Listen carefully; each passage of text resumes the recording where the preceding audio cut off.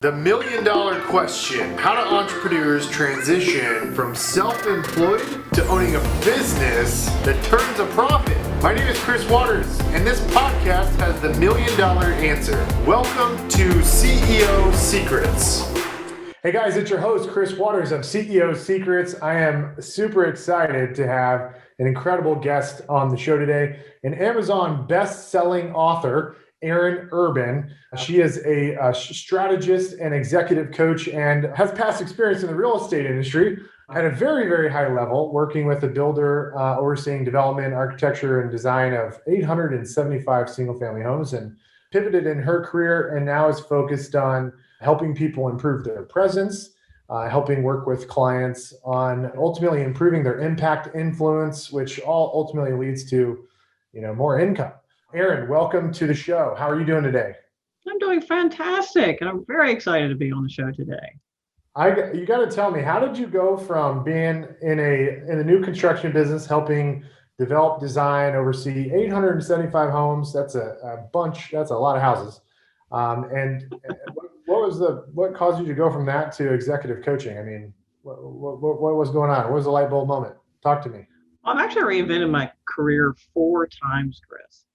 So that comes as a shock as a lot of people. So I graduated college as a senior architect and designer. Well, I didn't graduate as a senior, but that's what I became. And through that evolution, I not only managed to oversaw the design and architectural construction of over 875 homes, residential family, single family, and also oversaw over 3 million square feet of commercial real estate for commercial redesign. And so I'm very familiar in the space.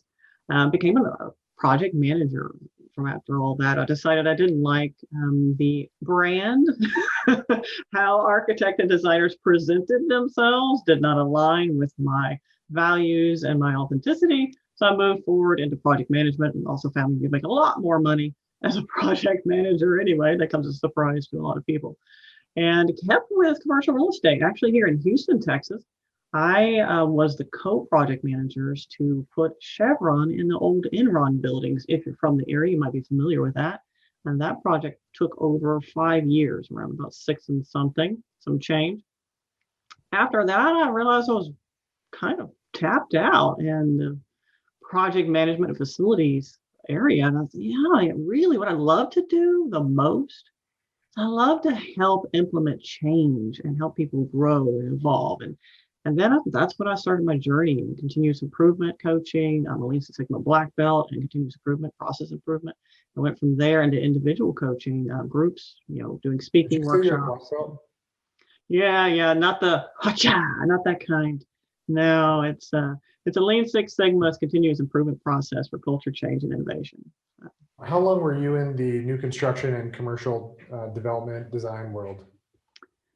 Oh, now you're asking me to think, Chris. I was, it's been a little while ago, but I was in that market for almost 15 years or more before I decided to make my last shift and move full time into, coaching, consulting, that sort of thing. What do you feel like, there's a lot of people in the executive coaching and consulting world. What is it that, you feel like you have that's like an innate competitive advantage to a lot of the other executive coaches out there to help people have impact and influence and ultimately help grow their income? Great question. So one of the things I do is I'm a big nerd. I study neuroscience, social psychology. I have a certification in leadership psychology, for example. And, how the brain works and how people understand how we present ourselves and what that means. And I do a lot of focus around conscious language choices. What the words you say, particularly now in a very virtual environment, it has such a powerful meaning. And it's actually false to think, the words you choose don't matter. They do, in fact. It's all a part of your brand and how you present yourself.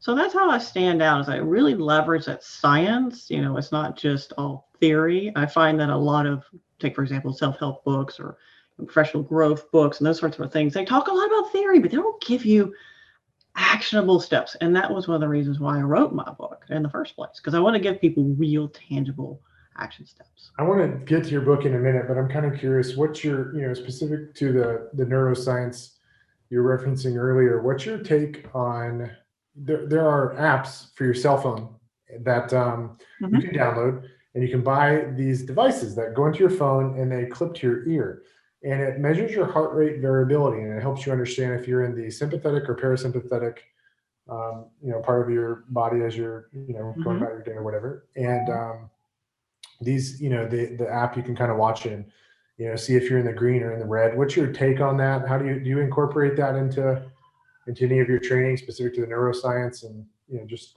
trying to improve? That's more around, self. I would guess mindfulness, being aware of self and where you are emotionally. It's a part of what I would consider managing emotions and mindset. It's a part of that structure, becoming, and it's a part of the awareness cycle. So the first thing we all need to do is actually become aware, and then we can actually take action, because it's hard to take action against something you have no idea where you're even at. So those apps are super useful to get more aware and understanding what's going on in your body. And what I do is, I would say, if you're using one of those apps, I would encourage people to understand, okay, when you're in those modes, what's the language you use? What's the emotion that you're feeling? And where is it showing up in your body? And the more you're aware of those types of cues, the better able you are to actually manage that, because people erroneously think that these things drive them, and actually you drive that. You don't have to be a slave to it. So there's a great book out there I love called The Ant and the Elephant. Have you heard that by chance? I have not. Yeah, that sounds very interesting. So it's a story. It's, I mean, a really easy, quick read, but essentially it's the ant and the elephant is a analogy for your conscious and your subconscious.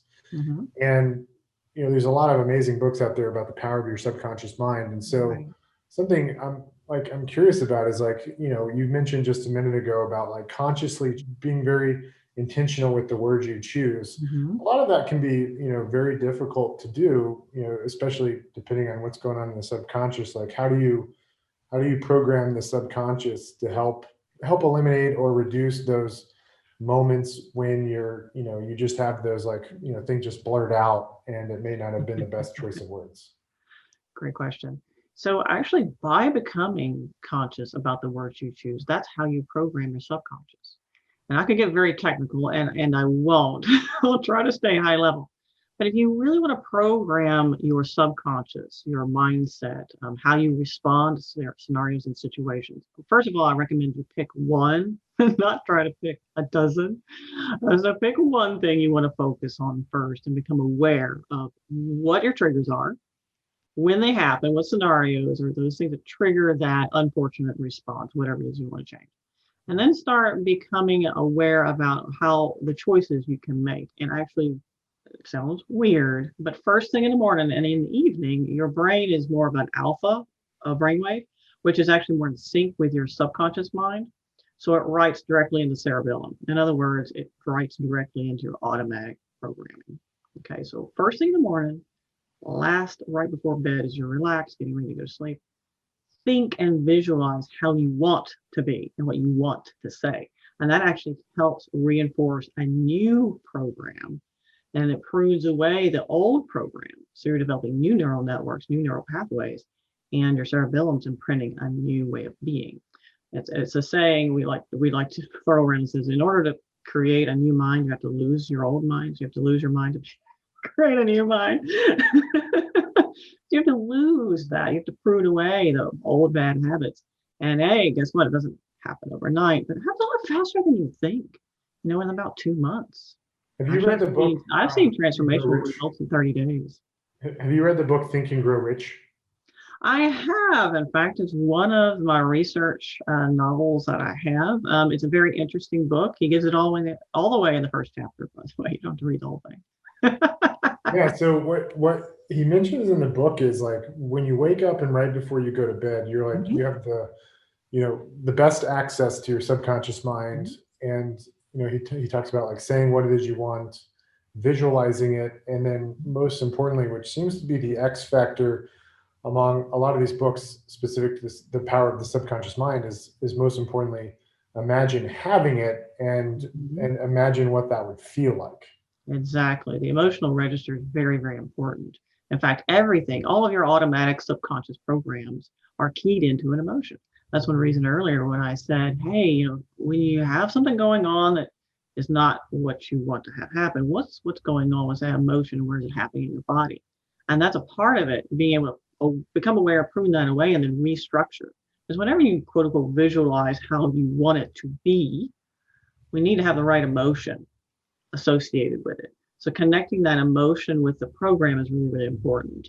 And right before bed, it's interesting when Napoleon Hill wrote Think and Grow Rich, he had no concept about words like mindset.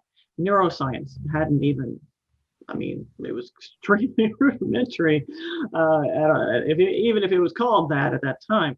So he didn't know why, but it's very fascinating. These concepts have been around well over 100 years.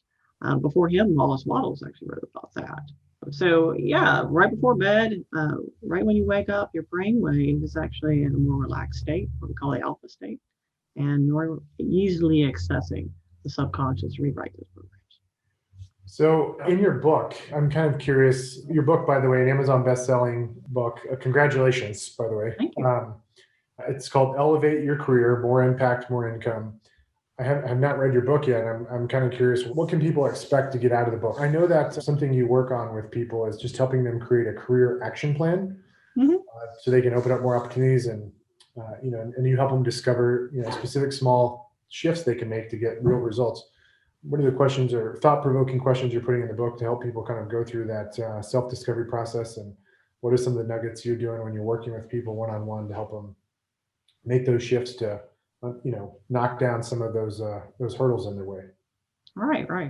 A lot of that we've already covered. So I talked about, emotional, managing your emotions and mindset. And that's something that was chapter 3, actually.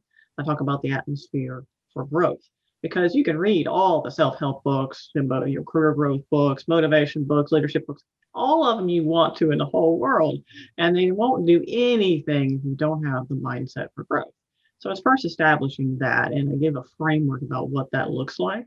And then giving people tactical, real, tangible, and very simple steps to identify what your roadblocks are. And like I said before, we don't want to tackle everything. We're going to focus on those very significant shifts.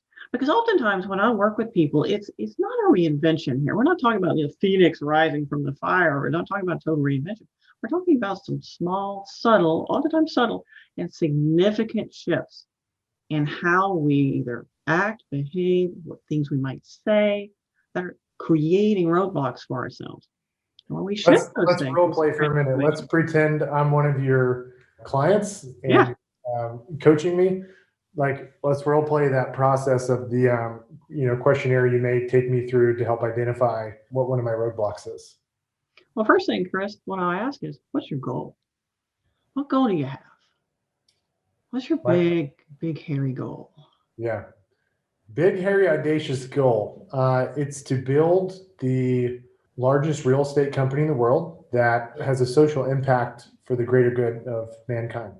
So it's very much in alignment with your book, impact, right? So impact from a career perspective is in the real estate industry. But one of my biggest interests, especially having kids, is having an impact beyond just that industry, giving back, right? So there's the altruist component of it. It's kind of like Tom's shoes, when they give away a pair of shoes. So the thing I'm interested in is finding a way to leave the world a better place, and doing that through our organization. That's outstanding. When you think about that goal, Chris, you holding that in your mind, what comes up for you? What's your feeling around that? And what we're looking for here is anything that doesn't support that goal. So we're kind of shortcutting, obviously these steps take a little bit longer. We're kind of condensing that a little bit. We're looking for any kind of language, internal, or anything you articulate that comes up for you, or maybe it's even automatic. You don't even think about it. That's not supporting that goal. Yeah, great question. So I'd say for me personally, the thing I think about is the industry as a whole is changing rapidly. There's a lot of private equity and venture capital coming into the industry and trying to disrupt the industry. I guess as an example, for people watching this, most people know what I'm talking about. There's Zillow Offers, the Open Door. There's companies that are trying to create liquidity in a marketplace, which would greatly reduce the role of the real estate agent and the corresponding brokers that support those agents. It's kind of a question of, do we continue going down the path we're going down, or do we make some pivots to compete with those companies head on? Mm-hmm. Yeah, so what we're looking for here is like the emotional, roadblocking type thoughts. And I'll give you an example. When you think about that, and this is probably not something you're experiencing, but when you think about that, do you ever have the language, oh, it's a negative language, like I can't, or this seems really big, or it's a lot, or overwhelmed. This type of language, even something as simple as one of my coaching colleagues shared with me, she goes, I say life is really hard a lot. And she goes, and I'm creating this automatic response, and I'm going to see everything is hard, and therefore I respond to it that way, and therefore it is. So my challenge to you, Chris, is to really analyze, and this is what I encourage all my clients to do for about a couple weeks, because you analyze based on where you want to go, the conscious language and sometimes unconscious language choices that we use. Is it in alignment or not? Is there a dissonance? Because wherever that friction lies is going to be a roadblock for you in achieving that goal. I would say my roadblock to go down that rabbit hole a little bit further would be time.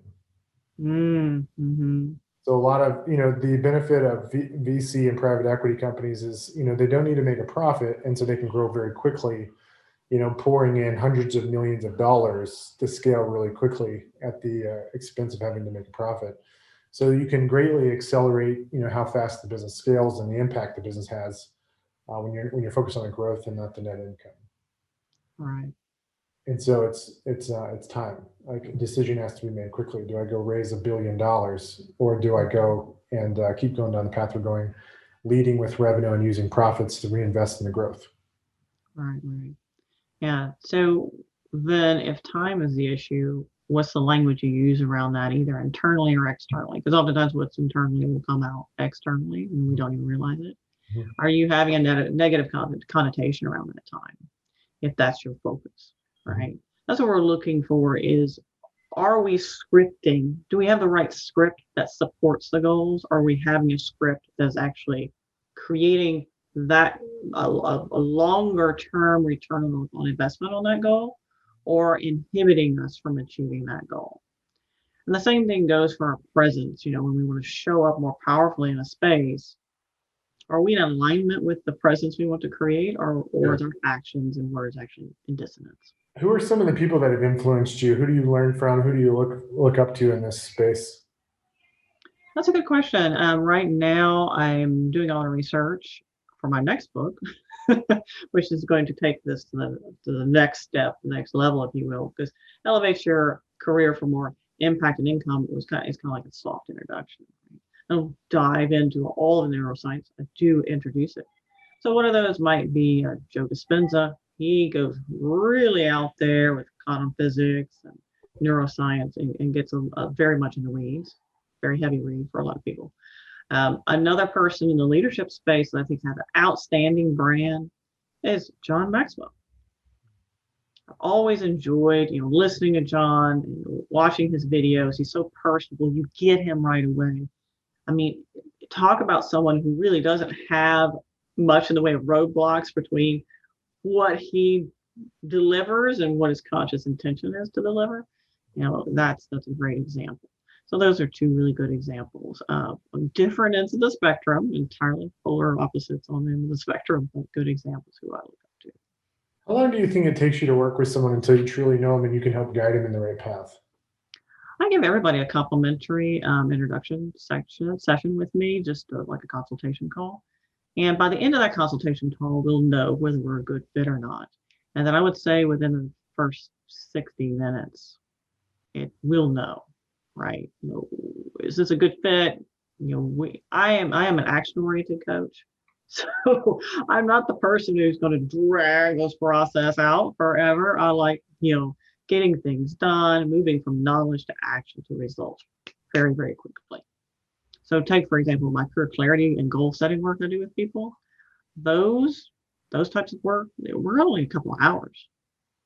I want to pivot for a minute. I got to ask you something. So A lot of people probably listening to this now, they've heard me say twice, you're an Amazon best-selling author. If anybody's listening to this podcast now and they're interested in writing a book, what little nuggets would you share with them on how to become a best-selling author on Amazon?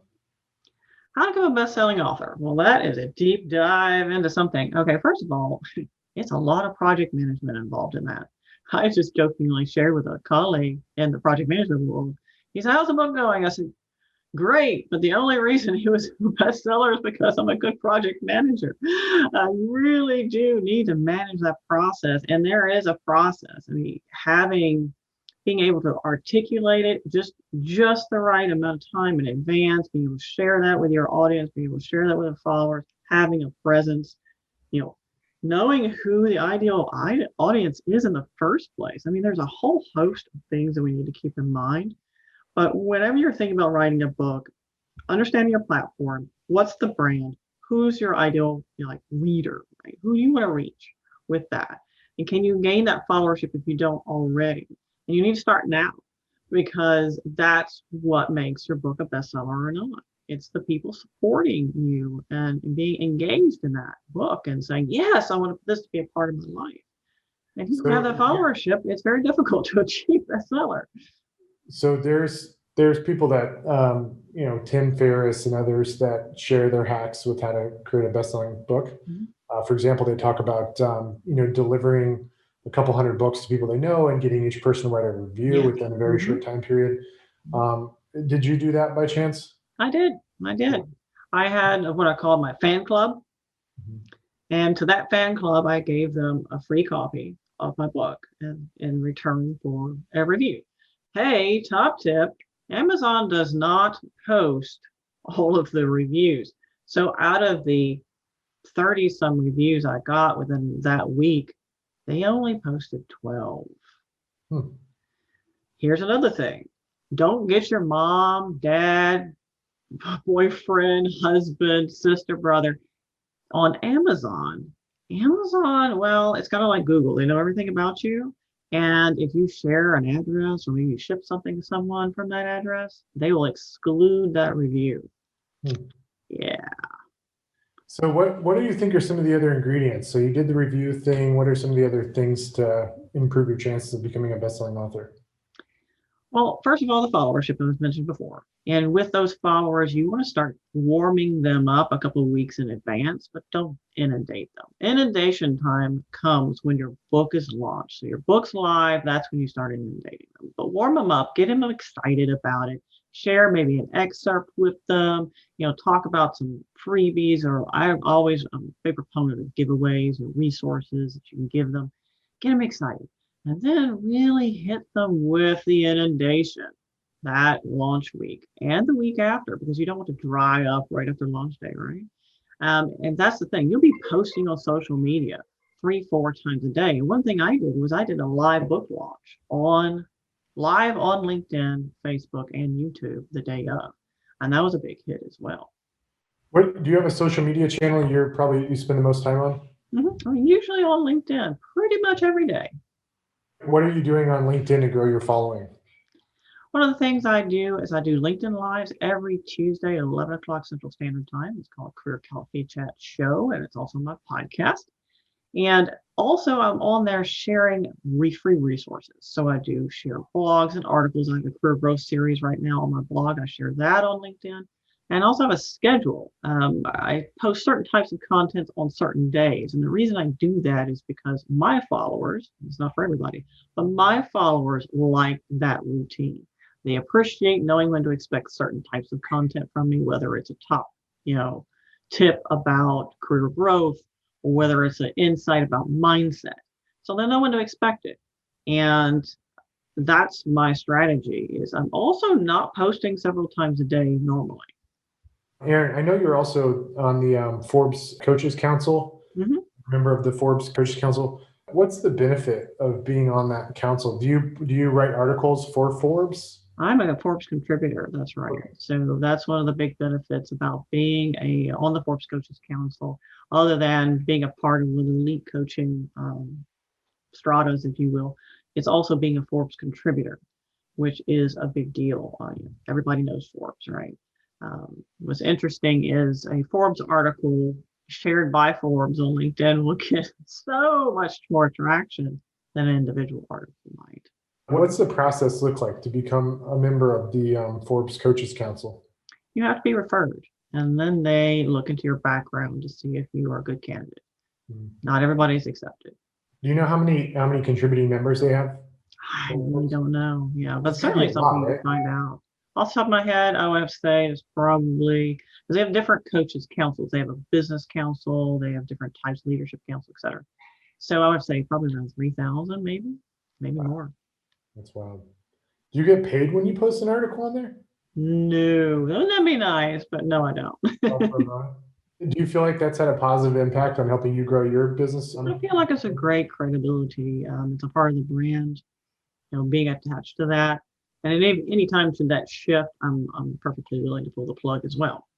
But as of right now, it is a good credibility to have, because a lot of people don't know the more minor things. Like I have a host of certifications, but not everybody understands what that means, right? Yeah. If literally you surveyed all the mediums where you're spending time and money to market and promote yourself, if you had to eliminate everything but one, what's the one thing that you would continue doing to help you grow your brand and your business? I'd stay on LinkedIn. That's where my audience is. For some people, it's Facebook. If you're residential real estate, that might be your place. But for me, it's LinkedIn. And I could let go of everything else. And my followership probably would not be affected at all. You mentioned your the podcast you hosted on LinkedIn Live. Can you record a podcast on Zoom, for example, and then send it, take the download and upload it to LinkedIn? Is that possible? You can, but doesn't qualify for LinkedIn Live. So LinkedIn Live literally has to be a live. They'll only allow so many minutes of pre-recorded content. So say if you have a show opener, for example, you can do that. But yeah, no, it has to be a live show, and you have to be on there a certain amount. You can't just go several weeks and not do a live. They don't like that. Interesting. Speaking of back to the Forbes thing, was it a daunting process to be accepted to Forbes? No, because not for me. I couldn't speak to that now. I've been a Forbes Coaches Council member since I think the first year they started. So my badge doesn't even have a year on it because they didn't used to do that. So I couldn't speak to what it is now.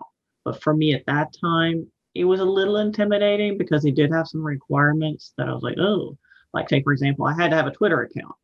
I didn't even have a Twitter account up until that point. So it's like, oh, I guess I have to create a Twitter account now. But fortunately, I think based on my presence on LinkedIn, I passed. That's great. Well, so I want to finish the show up by telling you've shared a lot of amazing nuggets. By the way, I personally learned a lot just specifically about power of LinkedIn. I don't think I'm taking that into account, but to your point, in real estate, it's a B2C thing versus you being B2B. So that's kind of an important thing to differentiate. And those are cool, those nuggets about the book and, the conscious and the subconscious. And I'm really, really curious to go through your book now to kind of get the framework and the action plan. So as we sign out, could you tell people where they can, obviously they can get the book on Amazon, but do you have a website where they can learn more about you, read more about you? And I'm assuming they can probably just buy it straight from the website. Absolutely. You can find me at Coach E Urban. So that's first initial last name, CoachEUrban.com.